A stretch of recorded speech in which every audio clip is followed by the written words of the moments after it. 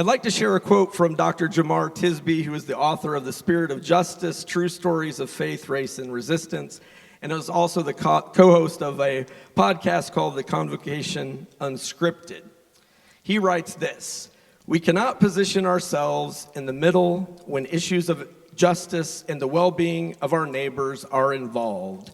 Justice takes sides. Because if we both sides any issue or we lose our empathy for the plight of others, this easily becomes an excuse for our inaction." We already saw way too much inaction this past election time, and we don't want that to happen anymore. And we don't want to lose our empathy, and we don't want to both sides issues. So when we are making a moral case to mention people, parties, systems, and policies that are harming people who God has created and loves, this is a necessity. Justice is not neutral. Justice takes sides. And when too many people have been shaped in our city, our state, and our nation by anti-black racism, patriarchy, xenophobia, transphobia, and they have bought into the white lie of Christian nationalism, driven not by love, but the pursuit of power and control, we must stand up, show up, listen up, act up, and speak up. We need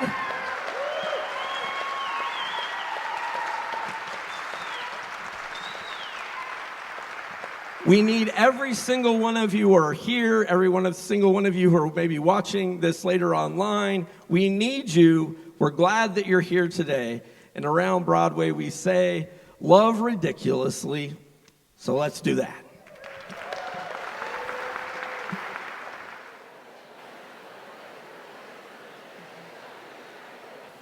I would just say it's validating that we all feel a certain way, either scared or I know that I'm mad as well, that this has happened to our country, and that we all know that our country has never been like this before, and that we know that if we all stay together, that we can make this a better country, and that we all know that a diversity of country is the best America that can be. And so when you think about that, when these younger generations are coming behind us, they will say, I wouldn't be here if y'all hadn't have been there. When I was speaking to the people around me, I felt relief. It was good to hear.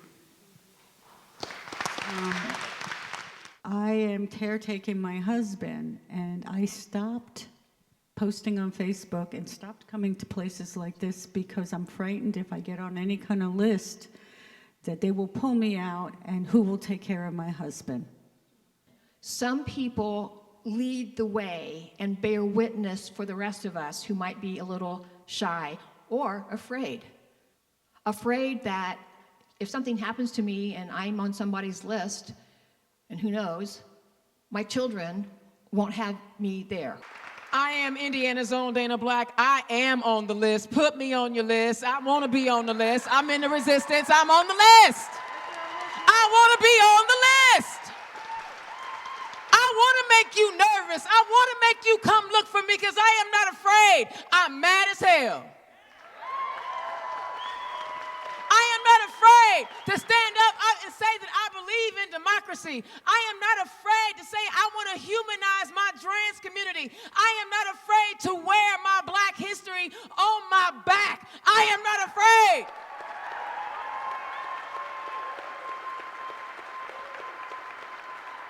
They want you to be afraid. They need you to be afraid to accomplish what they are trying to accomplish. And let me tell you how effective and impactful it is. There are Republicans right now who are afraid to not be elected officials anymore. They are so afraid to not be elected officials, they are willing to turn our government over to an apartheid-loving South African fascist who gives Nazi salutes in Germany. They are so afraid of not being elected officials that they don't actually go and talk to the people that they are supposed to represent, whether those people agree with them or not. Their fear of not being an elected official is preventing them from seeing that Medicare and Social Security are not entitlements, but things that we have paid into our entire lives. These same Republicans who in many cases are married to someone of a different ethnicity or race are so willing to throw DEI out the window, which includes the people that they love. How can J.D. Vance look his wife in the eye and say that we don't want diversity, equity, and inclusion? How are you afraid of diversity, equity, and inclusion unless you're a mediocre white dude?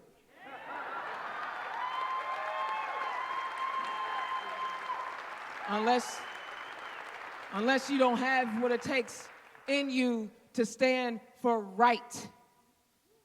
We have a constitution for a reason. I know Nick and I, we bang our heads, my partner Nicole Bolden, we bang our heads sometimes because we recognize that we have systematically as a country dumbed our society down. We did it on purpose. We did it on purpose so that a few people can rack up a few more coins. And now these people who unfortunately have been victims of a really bad education system are being played for fools. Now we are trying to show empathy and compassion to those people who voted against their interests and are now feeling and understanding what F around and found out really meant. I'm trying to be good, Pastor, please forgive me. But here's the deal. I'm gonna let them sit over there. I'm gonna let them wallow in what they're doing. I wanna talk to y'all. I wanna talk to the people who believe in democracy. I wanna talk to the people who believe in diversity and that believe that we can be a more perfect union. I wanna talk to y'all. Because he didn't get more votes than he got last time. Our side got less because we didn't show up. We decided for whatever reason that staying home was the best option. There are more people like us who are like-minded who did not show up to the polls. So, as Debbie knows, I'm always give you a call to action. I can sit here and rant and rave all day long, get you up out your feet, and we can hallelujah all day long, but we got work to do. If you are a precinct committee person or a vice PC, would you please stand up? Stand up.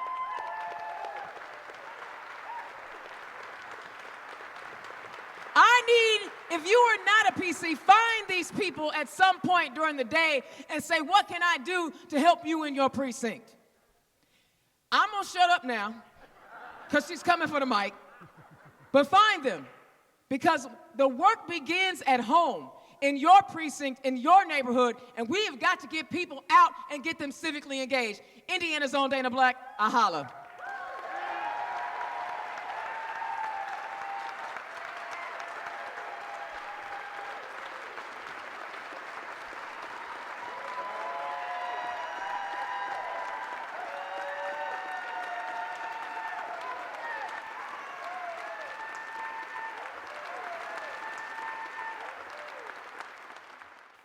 I'm Jackson Franklin, and I'm running for Congress in the 5th District for the 2026 midterm election.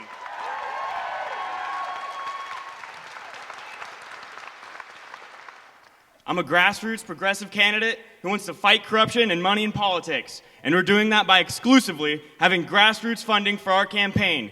No corporate money, no lobby money, and no super PACs.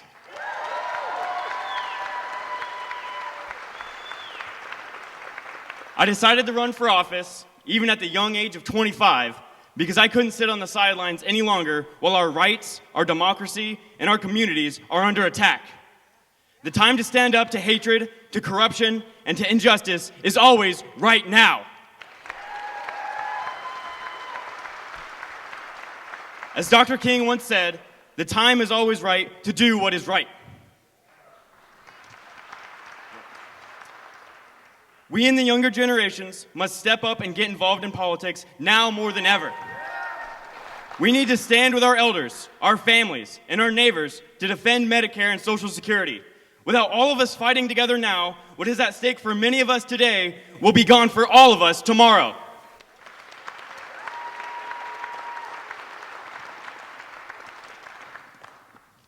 We are the generation that will bear the full weight of the climate crisis, and we'll carry the burden of this regime's assault on our democracies for years to come.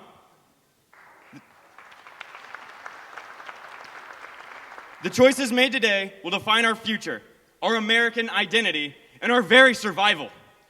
It is our patriotic duty as Americans to stand up to tyranny in all forms.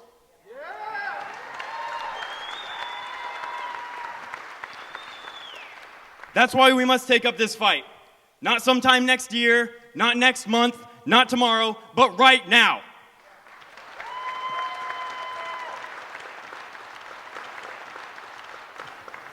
If we want a system that represents all of us and not just a few wealthy elites, we must all stand together and fight shoulder to shoulder right now.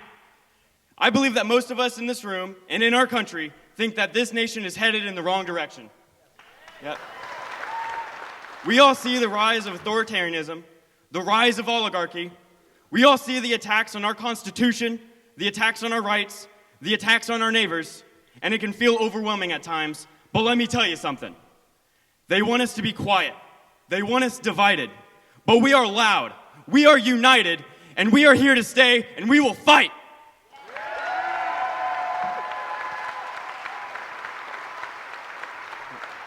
This movement, our movement, is about all of us standing together, promising not to allow the most vulnerable among us to be reduced to targets of their culture war.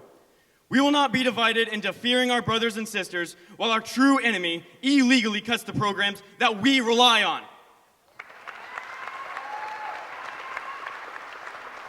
So let the politicians bought by the billionaire oligarchs hear us tonight. Let the pundits who say justice is just too radical hear us tonight. And most importantly, let every person who's ever been told they don't belong hear us tonight. We will not allow our future to be stolen from us by oligarchs, by crooked politicians, or by fascists. The future belongs to the people.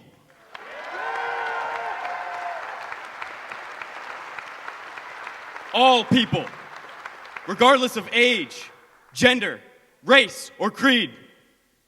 We're not asking for justice, we're demanding justice.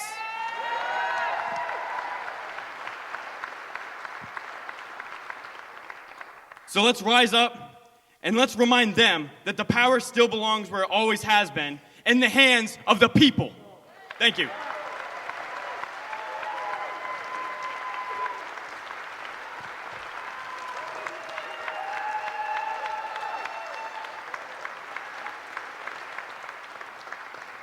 So when Jackson's running for president, you can say, I heard his first campaign speech here, right?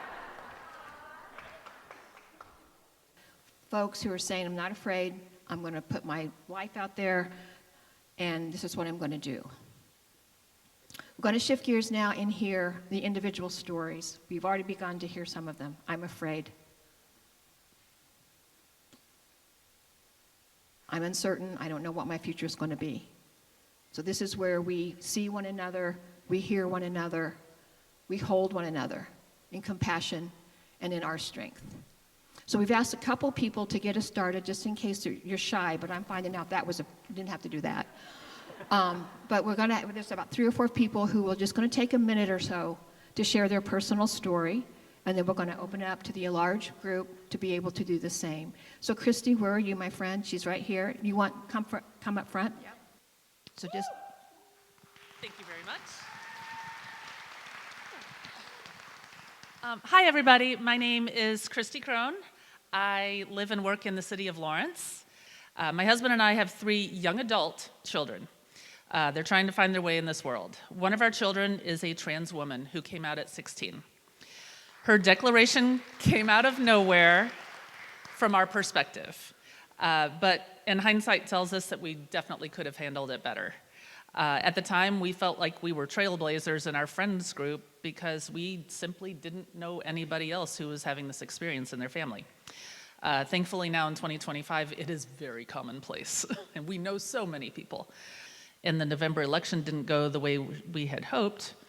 Indiana is not a safe place for the LGBTQ community, and it sucks. It sucks for her, it sucks for everybody in different ways, but they are all valid. I'm here today. If you want to talk later, find me, I'll talk to you, okay? Thank you so much. I'm only going to take a minute and tell you my child is non-binary. I'm terrified for this kid, but also for my students. I have a lot of students that ICE could come in the room at any moment and take them away.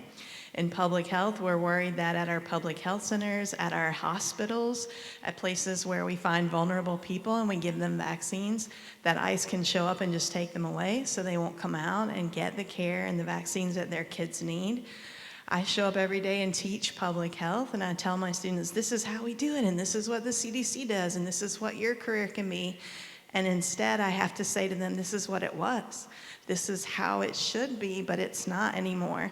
All the data that we need to find and protect people is going away. All of the protections for the vulnerable communities, including children who are dying of measles. Dying of measles in our country. We eradicated it 25 years ago.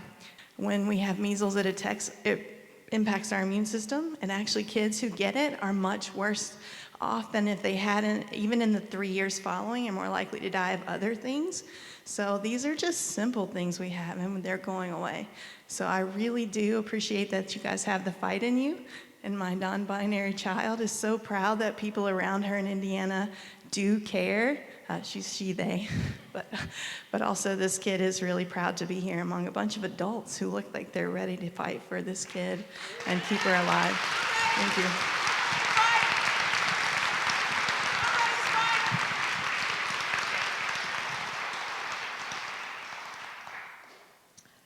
I'm Margie Alexander, and I am delighted to be in this large room with hundreds of new friends.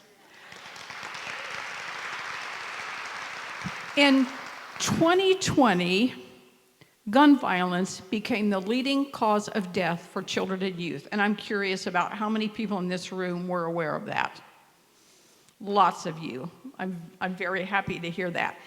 In June of 2023, the Surgeon General of the United States issued an advisory that named gun violence as a public health crisis. It was supported by 10 medical organizations, and it opened the gates for research into best practices for preventing gun violence. It was an enormous step forward in a fight that a lot of us are involved in to enact sensible legislation that would reduce this cost to our society. However, that advisory has been retracted, and the White House Office of Gun Violence Prevention has been closed, and the reason given was in support of the President's executive order to protect the Second Amendment.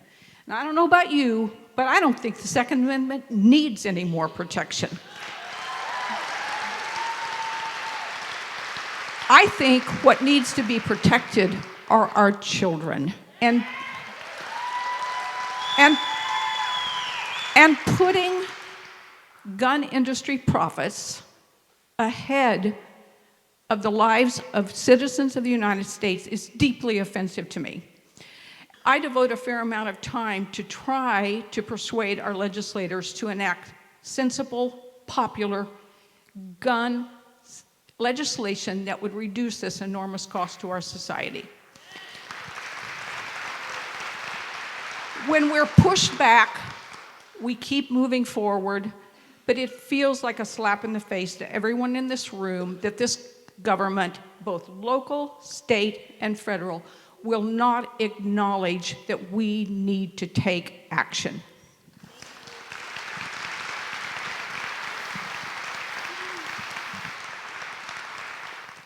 These administrations have had real life impact on real life people. And that's what we have to hold in our hearts and support one another with. I'm going to turn this over now to help us lead in others of you in the room who would like to share. Really, the question is, what impact has these administrations, local, state, federal, real life impact had on your family, those you love, yourself personally? I'm going to invite one of our influencers in residence, Kurt Mullet, to come forward, and he's going to lead us in conversations. And so if you have something that you want to say, raise your hand. Kurt will invite you to either come forward or to find a mic in the middle of the room, or we'll run a mic to you. All right, so Kurt. I'm a content creator on social media. Started doing it about 3 years ago. This is my mantra right here. This is what I take to rallies, and this is what I believe.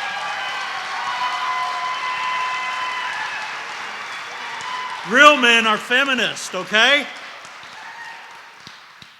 And that's who I am. I just want to say two things about the two previous people that were up here talking.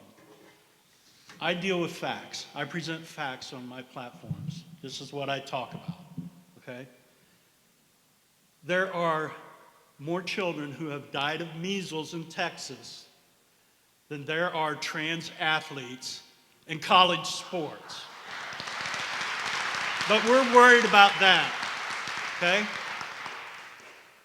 The right gets more upset about reading a headline that Teslas have been burnt. But they don't get upset when the headline reads, 19 children killed and 2 teachers gunned down. That's the problem in our country, and that's what we have to fight on a daily basis. These people have no clue. And it's affected all of us in many ways. And what I want to do and what I try to do with people is to make personal contacts. You know, I'm just a simple guy from rural Indiana.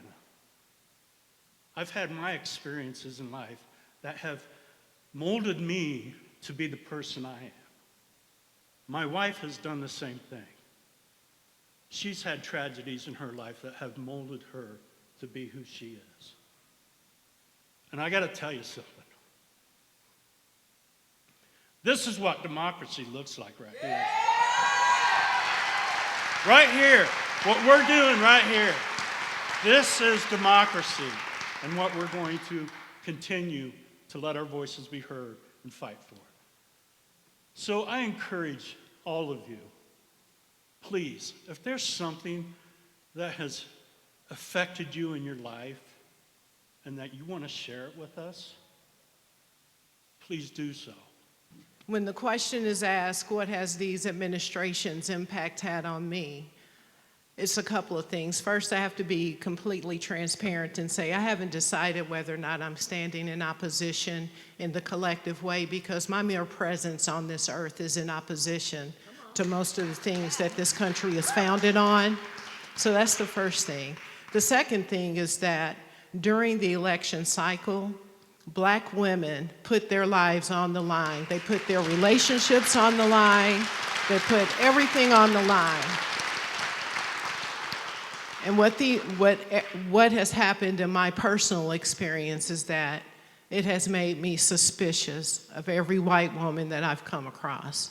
Because white women have looked at me, have hugged my son, have been to my family's place, are married into my family, and took their little white selves right to the booth and voted against my family. And so when we have these conversations, I really think it's important to put into context that if I'm offended by anything, it's the request to do more.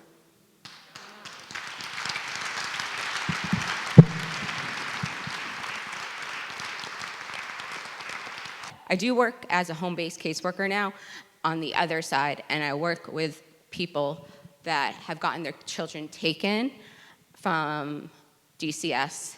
I also work with foster care kids, and I have contacted Victoria Spart's office to come do a ride along with me.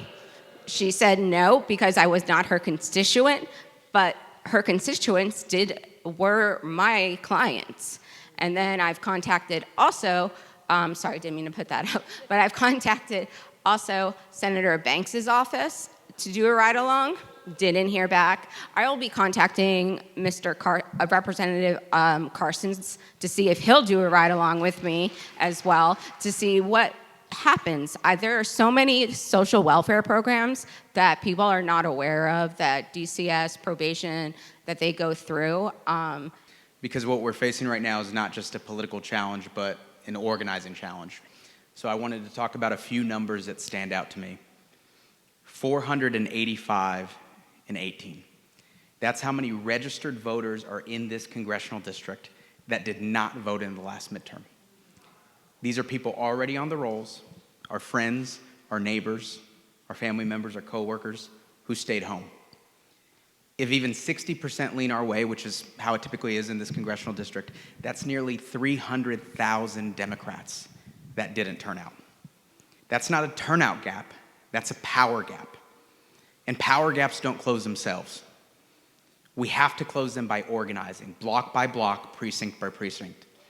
So that brings me to another number. There are 501 precincts in this congressional district. Each one is supposed to have a chair and vice chair, so we got 1,002 total leadership roles. Right now, 359 of them are unfilled. That is hundreds of neighborhoods with no local infrastructure. No one tasked with organizing, checking in, or turning folks out. But here's what we know. When Indianapolis is organized, Democrats compete and even win statewide.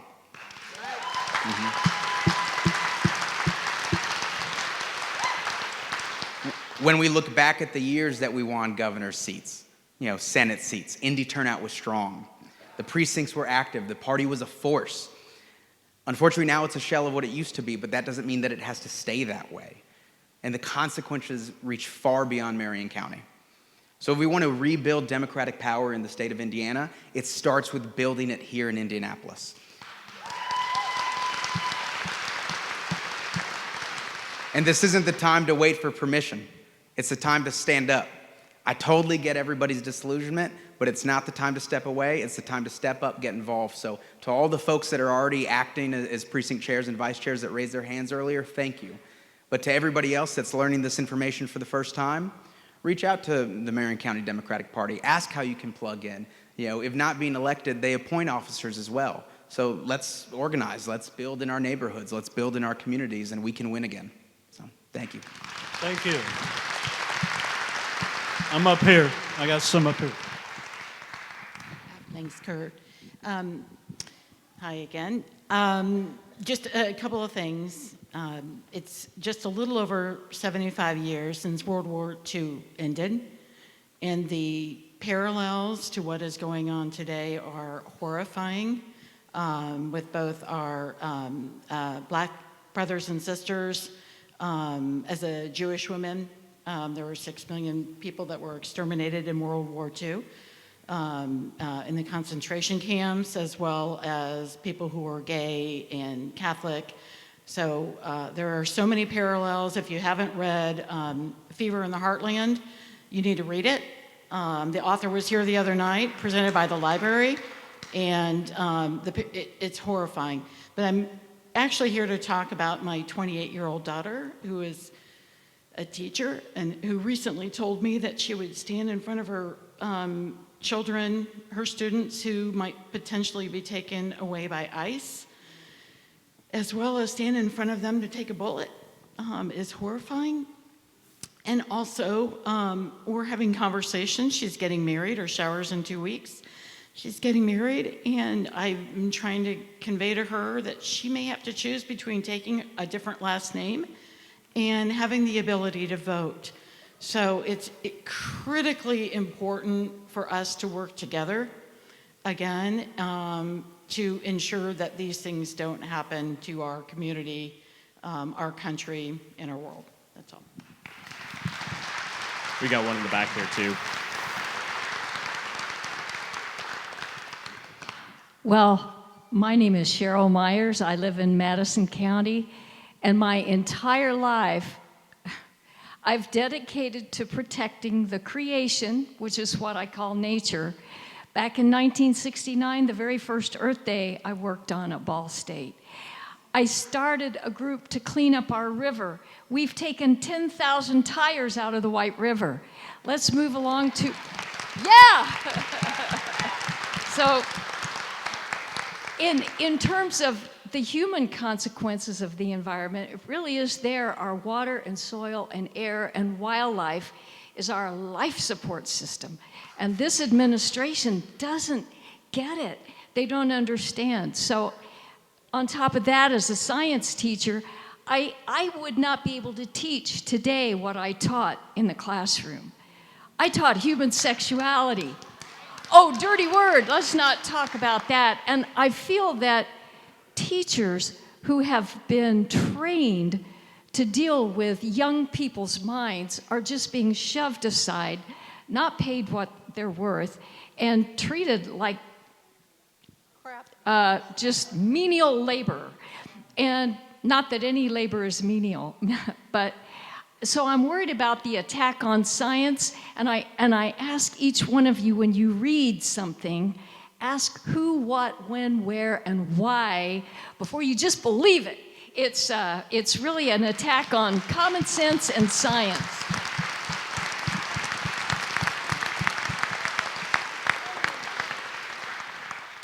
Hi, my name is Haddix Titus. I'm 13, and I think anybody as young as me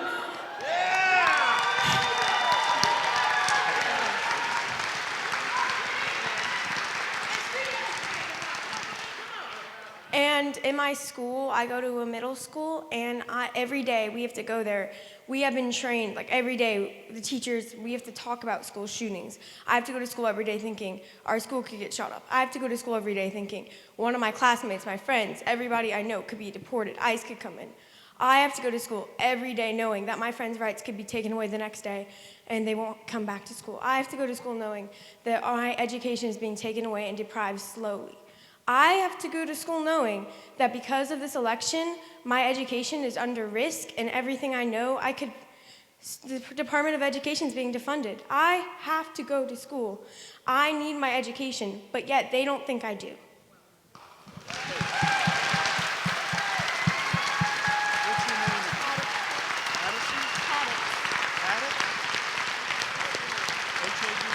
My name is Haddix Titus, and I'm non-binary, and I stand for everybody. I believe everybody has rights.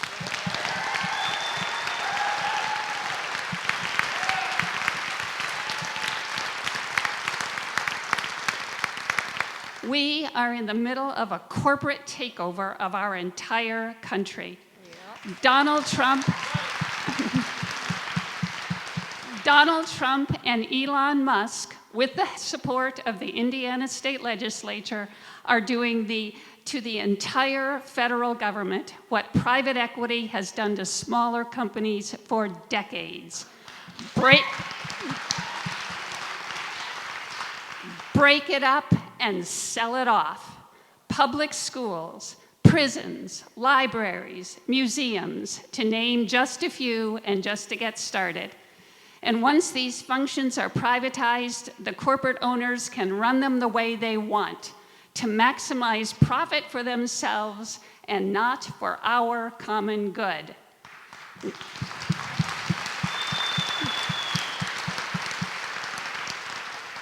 We need to understand what we're up against, and we need to band together to figure out how to take action. No one is coming to save us, and corporate America is not our friend. I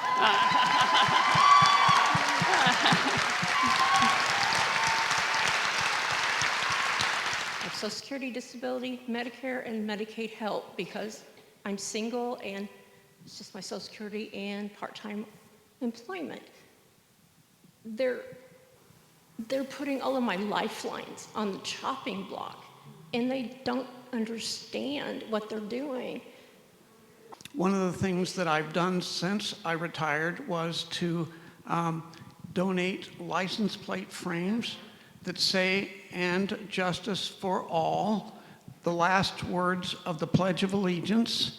The state Supreme Court gives them to all the judges in Indiana. Joe Hogsett has approved putting them on city cars, and I plan on sending more out by the thousands.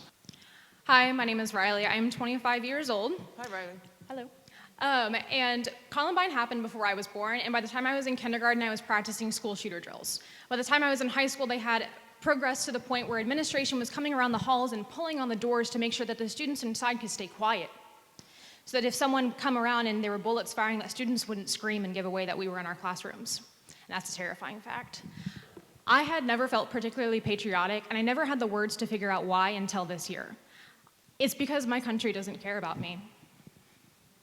I was born to a mother who sought care at a pregnancy crisis center rather than a true abortion clinic. I became disabled whenever I was 18 months old. That's a community that you can join anytime. I was abused by that mother because she didn't want me for 18 years until Social Security allowed me to make it out. I was getting survivor's payments from my father. Woo. And that allowed me to move thousands of miles away, change my entire identity. And I never really made it out because my country continues to prove that they would rather me not be here. Well, we're glad you're here. Thank you. We're glad you're here.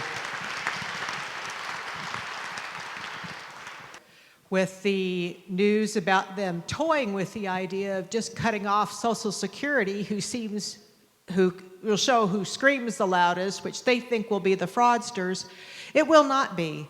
Social Security makes up 80% of my household income with my husband, who's back in that row. That's how we live, and he works a small part-time job. What I'm worried about is if they do that there's so many seniors, including the maggots, who will get cut off, and there will be people storming Washington, D.C. I grew up around MAGA people before MAGA was a term. I was raised in the church. I was raised in an environment of repression and indoctrination. And when I was finally able to escape all of that and really live as myself and live freely, live with peace, heal, all of those things, all of this is happening. And a part of me is extremely afraid, of course. A part of me feels a little hopeless about it all, but I do know that when we gather in community with each other, those feelings become a lot less. And I do know that there is so much violence that's happening right now, and it's been happening. It's nothing new if you've been a part of any sort of oppressed population of people. It's just getting worse. And so what I have to say is two things. One, I need all of my people who are not a part of any oppressed population to stand up, to use your voice on behalf of everybody else that cannot safely do so. Even though I'm a non-binary queer individual, I still have more privilege than some of the people in my own community. And the last thing that I will say is, over my dead body, you will not enact violence against the people that I love or do not know without, Thank you so much. We appreciate without that. me having something to say and do about it. And let you know, over my dead body, you don't thank stand you. alone. You're not standing alone.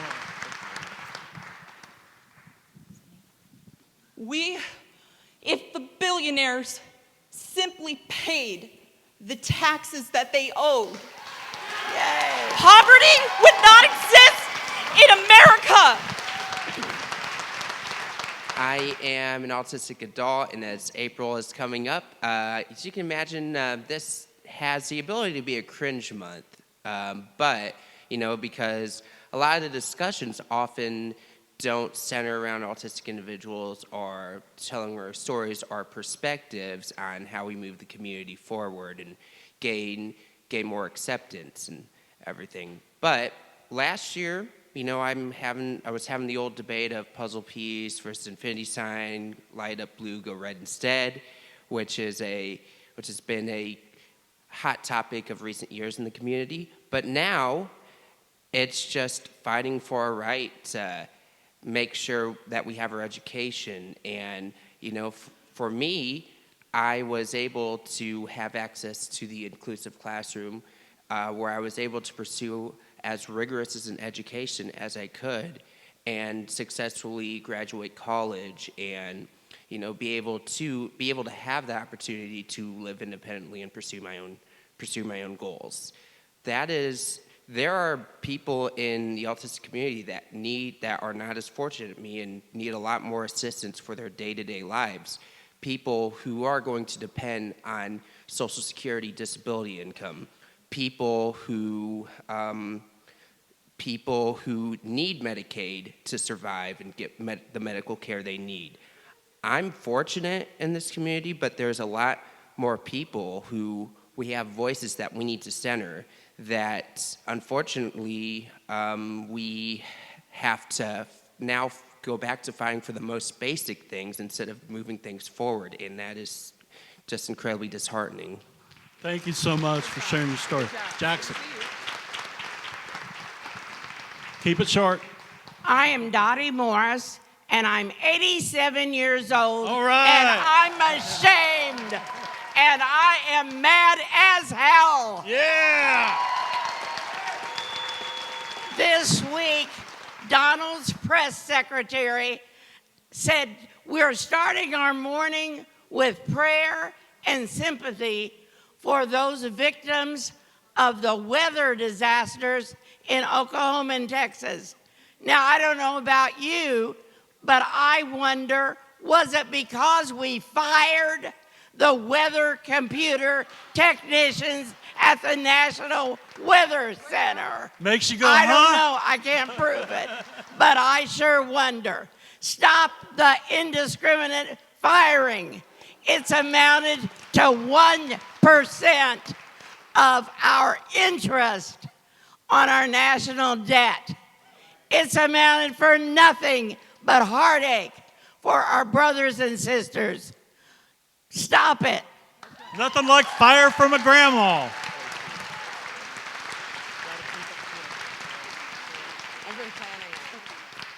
I mean, more people voted for Trump than third party in the state of Indiana than people voted for third party in the entire United States. I think that blaming the individuals that don't go out to vote for what's going on right now, I think that takes away responsibility from the people that are supposed to represent us, not representing us. Because I'm not going to vote for somebody that, I have to, if I want to protect my rights as a trans person, I have to be okay with a genocide happening. And that's just my personal opinion, but. So all the thousands and thousands of federal employees that have labored for so many years to help us have better lives, the people who set up the agencies, who are taking care to make sure that we aren't devastated by weather, disasters, that our national parks aren't decimated, that our air is clean, that our water is clean. Those domestic terrorists are now sitting in the offices of our senators and our governor and the Oval Office in Washington, D.C.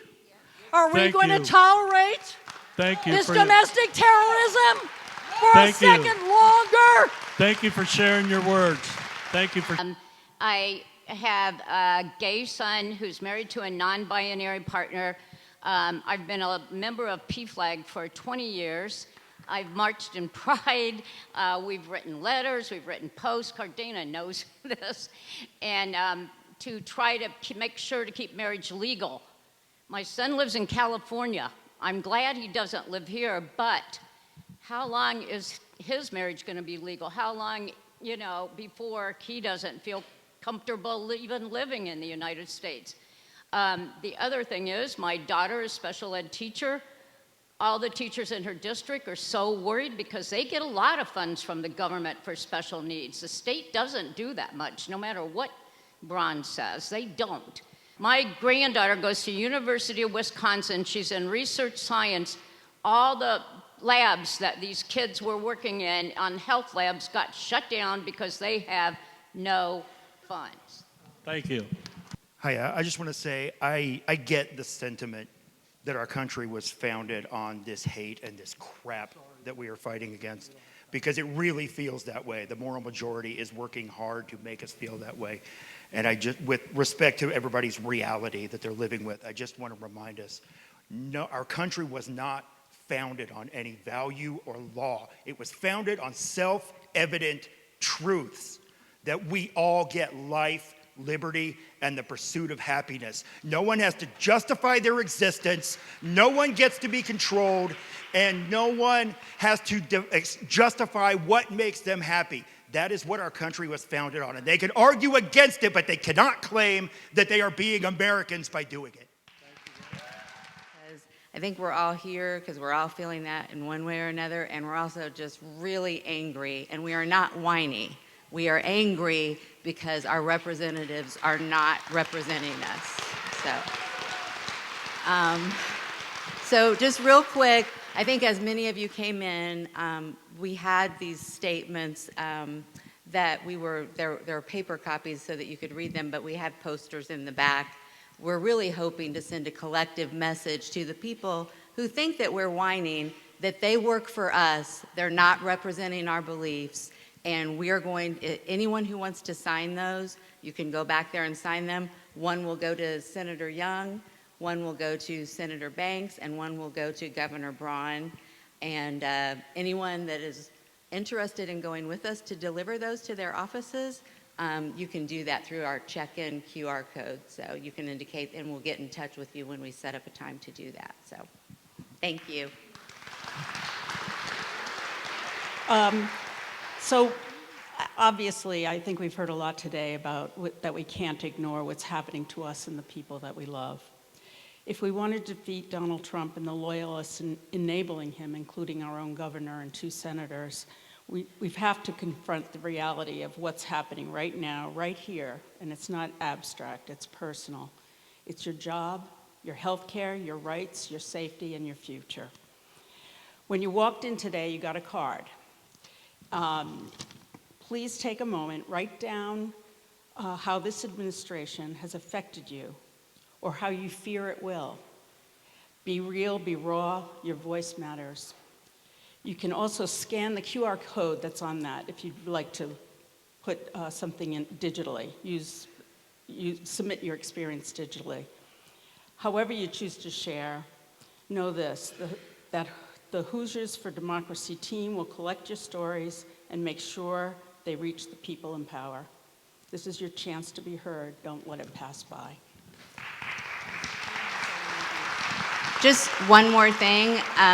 Kurt and Dana both, we have some videographers here that are helping us out, but both of them are going to be available once we wrap up here. For anyone who didn't get a chance to speak but wants to, you can go talk to them. So thanks.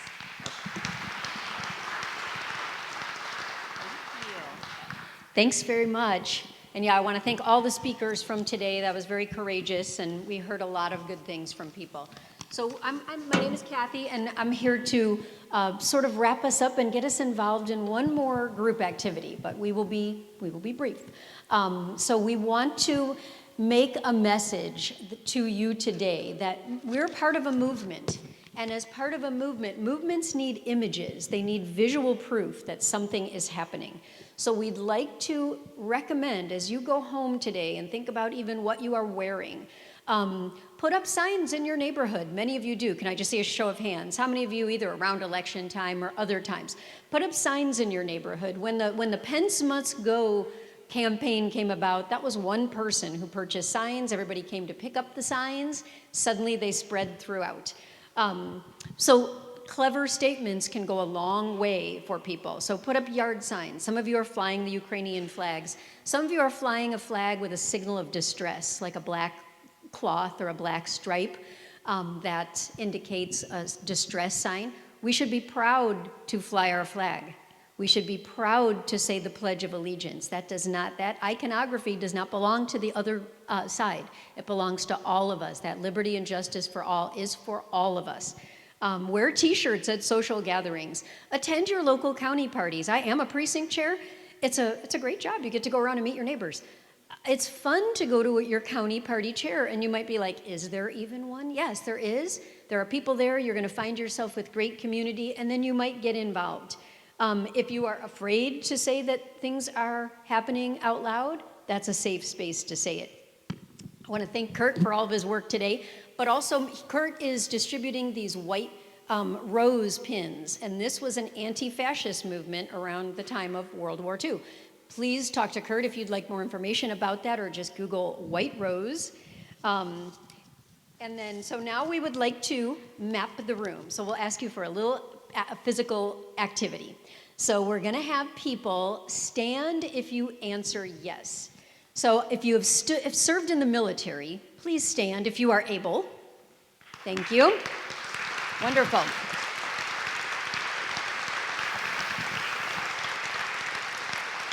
Thank you, and you can remain standing if you want. What we'd like to do is try to get the room standing.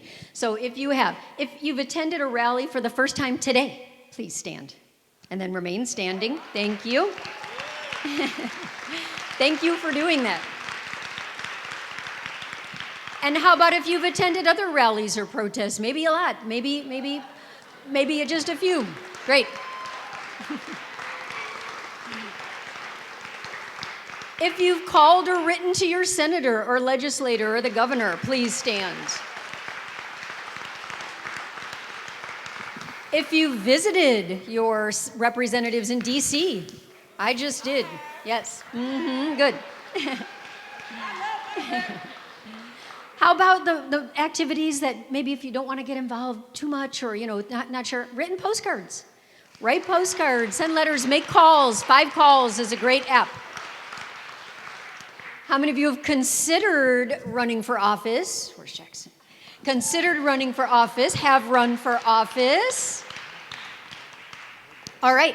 And so now we are going to go to a call and response.